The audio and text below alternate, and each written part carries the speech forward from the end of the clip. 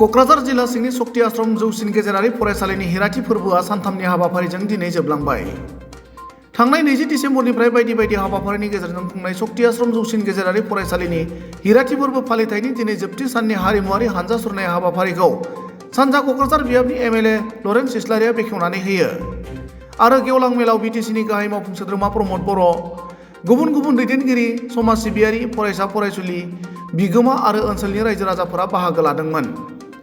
गुबुन फारसेथिं बे हाबाफारियाव बाहागो लानानै बिटिसिनि गाहाय मावफुं सोद्रोमा प्रमद बर', एमएलए लरेन्स इस्लारि आरो बिटिसिनि इएम अरुप कुमार देआ खौरां बिजोङाव ओरैबायदि बुङो।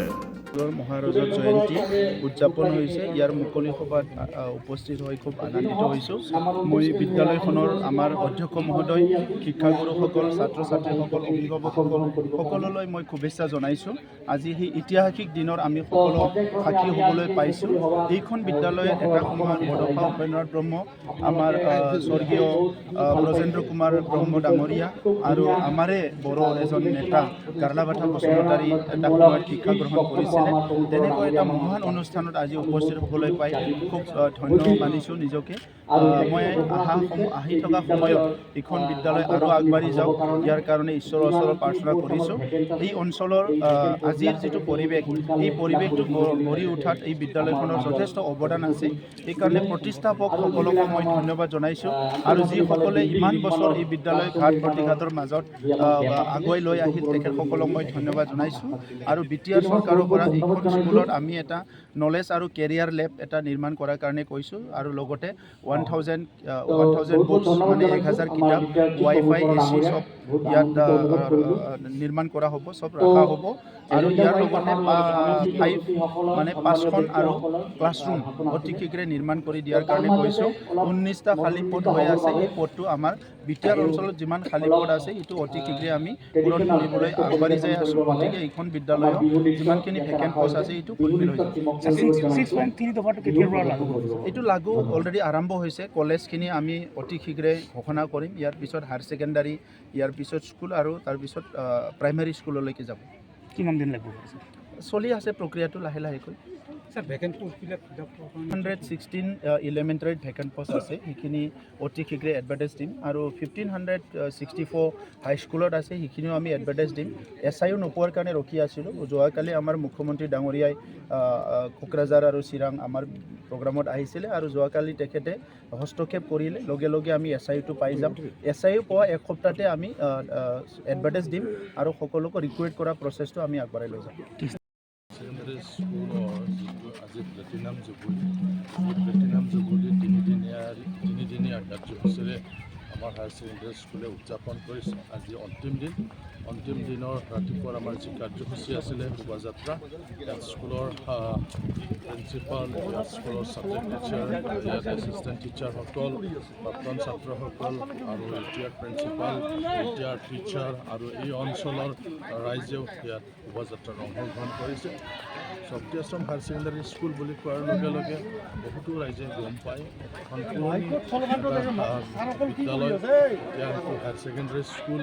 ইয়াত অৰুণাচলৰ কিছু বিশিষ্ট ব্যক্তিসকলে ইয়াত পঢ়িবলৈ আহিছিলে, মেঘালয়ৰ পৰা পঢ়িবলৈ ইয়াত আহিছিলে, যিসকল এতিয়া বিভিন্ন পদবীত তেওঁলোকে আছে। বডফা উপেন্দ্ৰনাথ ব্ৰহ্মও ইয়াত পঢ়িছিলে। তো এই যি আমাৰ হায়াৰ ছেকেণ্ডাৰী স্কুল, ইয়াত বিভিন্ন জাতি জনগোষ্ঠী আগৰ পৰাও আগতেও পঢ়িছিল আৰু এতিয়াও পঢ়ি আছে। এনেকুৱা এটা শিক্ষাৰ ভাল এটা পৰিৱেশ ইয়াত আছে। কোকৰাঝাৰ ডিষ্ট্ৰিক্টৰ শক্তি আশ্ৰম বুলি কোৱাৰ লগে লগে ইয়াত সকলোৱে গম পাইছিলে যে ইয়াত ভাল এটা শিক্ষাৰ এটা পৰিৱেশ আছিলে আৰু ইয়াৰ পৰা সকলোৱে মেধাৱী ছাত্ৰ ছাত্ৰী আছিলে। এই কথাটো আগত মানে এনেকুৱা পৰিৱেশ আছে। এতিয়াও সেই যি শক্তি আশ্ৰমৰ কিছু ইয়াত অসুবিধা আছে। ইয়াত তথাপিও এই স্কুলে ভাল এটা ৰিজাল্ট কৰি আছে আৰু চৰকাৰৰ সহযোগো যদি পায় তেতিয়াহ'লে এই হায়াৰ ছেকেণ্ডাৰী স্কুলটো এটা ভাল মানে কোৱালিটি এডুকেশ্যন প্ৰভাইড কৰিবৰ কাৰণে এতিয়াও তেওঁলোকে নিশ্চয় সক্ষম হ'ব। চব বডফা উপেন্দ্ৰনাথ ব্ৰহ্মও ইয়াত পঢ়িছিলে আৰু সেইকাৰণে এই স্কুলৰ প্ৰতি আমাৰ এটা শ্ৰদ্ধা আছে। আমাৰ বিদ্যালয়ৰ মহোদয়ৰ প্লেটিনাম জুবুলি ইয়াৰ কাৰণে স্কুলৰ গোটেই ৰিন'ভেশ্যন কৰাটো আদি কৰি বিভিন্ন কিছু মানে ইয়াত কৰিছে আৰু তেওঁ কথা দিছে যে যোৰহাট ছেকেণ্ডেৰী স্কুল ইয়াৰ কাৰণে তেওঁ যি কৰিব লাগে সেই কামবিলাক তেওঁ কৰিব। ভাল আনন্দৰ বিষয় আপোনালোকে জানে যে কোকৰাঝাৰত শক্তি আশ্ৰমৰ নিচিনা ঠাইত মহাৰাজাৰ জয়ন্তী উদযাপন হৈ আছে। এই বিদ্যালয় কথা প্ৰত্যেক মানুহে গম পায়, নতুন ক'বলগীয়া একো নাই। শক্তি আশ্ৰম উচ্চতৰ মাধ্যমিক বিদ্যালয়ৰ যি মহাৰাজাৰ জয়ন্তী আপোনালোকে জানে, এই বিদ্যালয়ৰ পৰাই আমাৰ এই বড়োলেণ্ডৰ যি বৰদফা উপেন্দ্ৰনাথ ব্ৰহ্ম তেখেতে এই বিদ্যালয়ত পঢ়া শুনা কৰিছিল, অধ্যয়ন কৰিছিল। বড়ো সাহিত্য সভাৰ এটা সময়ত সভাপতিত্ব দিয়া ব্ৰজেন্দ্ৰ কুমাৰ বসুমতাৰী তেখেতে এই বিদ্যালয়ত অধ্যয়ন কৰিছিল। আৰু বাৰ্লাগাথা নাৰ্জাৰী ডাঙৰীয়া এনেকুৱা ব্যক্তিসকল এই বিদ্যালয়ত অধ্যয়ন কৰি পেলাই এই বড়োলেণ্ডৰ সুনাম অৰ্জন কৰিছিলে। আৰু এই বিদ্যালয়ৰে আজি মহাৰাজাৰ জয়ন্তী উদযাপন হৈ আছে। মই খুব সঁচাকৈ আনন্দ উপভোগ কৰিছোঁ যে উদযাপন সমিতিত সভাপতি হিচাপে মনোনীত হ'বৰ বাবে। আৰু আজি এই অন্তিম দিনত মাননীয় বিদ্যাৰ্থী প্ৰমোদ বড়ো ডাঙৰীয়া ইয়াতে আহিছিল। তেখেতে বহুত মূল্যৱান ভাষণ ৰাখিছে আৰু এই বিদ্যালয়ৰ আন্তঃগাঁথনি উন্নয়নৰ বাবে তেখেতে কিছুমান আঁচনি ঘোষণা কৰিছে, চেংচন দিছে। আৰু যি এটা ভেকেণ্ট পোষ্ট আছে, এই ভেকেণ্ট পোষ্টবিলাক অতি সোনকালে ফিল আপ কৰি দিয়াৰ প্ৰতিশ্ৰুতি তেওঁ দিছে। মই এই সমষ্টিৰ প্ৰতিনিধি হিচাপে MCLA তথা এই উদযাপন সমিতিৰ সভাপতি হিচাপে মই সঁচাকৈ আনন্দিত হৈছোঁ যে উদযাপন সমিতিৰ উদযাপন হোৱাৰ লগে লগে বিদ্যালয়ৰ যিটো নিডছ আছিলে এই নিডছটো পূৰণ হ'বলৈ গৈ আছে। আৰু লগতে এই সমষ্টিৰ এজন প্ৰতিনিধি হিচাপে যিটো মোৰ দায়িত্ব, শিক্ষা, স্বাস্থ্য, কৃষি চাৰিটা যি দায়িত্ব, সেই দায়িত্বৰ মাজত আজি যি এটা ডাঙৰ সমস্যা আছিলে বিদ্যালয়ৰ, এই বিদ্যালয়ৰ সমস্যাটো আমাৰ মাননীয় চিফ বিটিআৰ প্ৰমোদ বড়ো ডাঙৰীয়া তেখেতে পৰিপূৰ্ণ কৰিবৰ বাবে আজি এই মুকলি সভাত তেওঁ প্ৰতিশ্ৰুতি প্ৰকাশ কৰিছে। খুব ভাল লাগিছে আজিৰ এই অন্তিম দিনা সন্ধিয়াত যি কাৰ্যসূচী, সাংস্কৃতিক সন্ধিয়া, আমাৰ এই সুনাম খ্যাতনামা আমাৰ ছিংগাৰ পাপৰি গগৈ ডাঙৰীয়ানী তেওঁ আজি এই মঞ্চত পাৰফৰ্ম কৰিব। আৰু এই শক্তি আশ্ৰমৰ আশে-পাশে যিমান স্থানীয় ৰাইজ আছে, যিমান গাঁও চুবুৰী আছে, চব মানুহ আগ্ৰহী হৈ আছে আজিৰ এই সন্ধিয়া, সাংস্কৃতিক সন্ধিয়া উদযাপন কৰিবলৈ।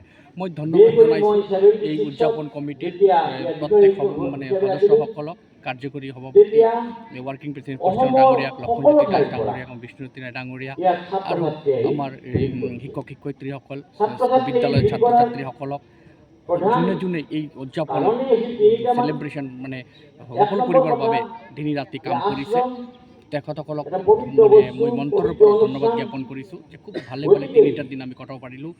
আৰু ধন্যবাদ জনাইছোঁ সেই প্ৰাক্তন ছাত্ৰ ছাত্ৰীসকলক, যোন ছাত্ৰ ছাত্ৰীসকল এই বিদ্যালয়ৰ মৰম পাহৰিব পৰা নাই, বহিৰাজ্যত তেওঁলোকে ছাষ্টেইনেবল হৈ আছে, ছাৰ্ভাইভ কৰি আছে, তেখেতসকলে এই মহাৰাজাৰ জয়ন্তীত আহি আগভাগ লৈছে, উপস্থিত হৈ পেলাই উদযাপন কমিটিত এলুমিনি ছেশ্যনত তেওঁলোকে বহুত আৱেগ প্ৰকাশ কৰিছে।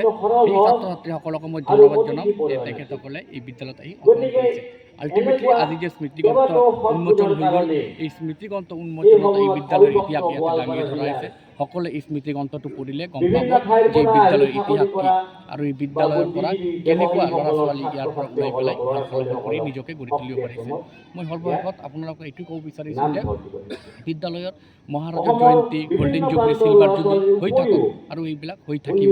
কিন্তু মেইন কথা হ'ল যে এই উদযাপন পাৰ্টিৰ এই ৭৫টা বছৰ এই বিদ্যালয় যে ছ'চাইটি সমাজৰ বাবে ছাৰ্ভিচ দিলে, মানুহক মানৱ সম্পদ গঢ়াৰ কাৰণে ছাৰ্ভিচ দিলে, এনেকুৱা বিদ্যালয় আৰু যাতে ডাঙৰ ডাঙৰ বিদ্যালয় আৰু আমি যাতে পাবলৈ সক্ষম, গাঁও চুবুৰীয়াত আৰু বিদ্যালয় হ'ব লাগে, যাতে শিক্ষাৰ পৰা আমি দূৰ নাথাকোঁ, শিক্ষা আমাৰ আগবঢ়াই লৈ যাব লাগে। বহুত আমি এনেকুৱা দেখা পাওঁ যে বহুত ৰিম'ট এৰিয়া বিদ্যালয়ৰ কাৰণে পঢ়া শুনা, কিন্তু মাননীয় মুখ্যমন্ত্ৰী ডক্টৰ হিমন্ত বিশ্ব শৰ্মাৰ নেতৃত্বত আজি যে গাঁৱে চুবুৰীতে বিদ্যালয় নিৰ্মাণ হৈ আছে আৰু শিক্ষাৰ পাৰ্চেণ্টেজ বাঢ়িছে আৰু বাঢ়ি থাকিব বুলি আশা ৰাখি আপোনালোকক জনাওঁ।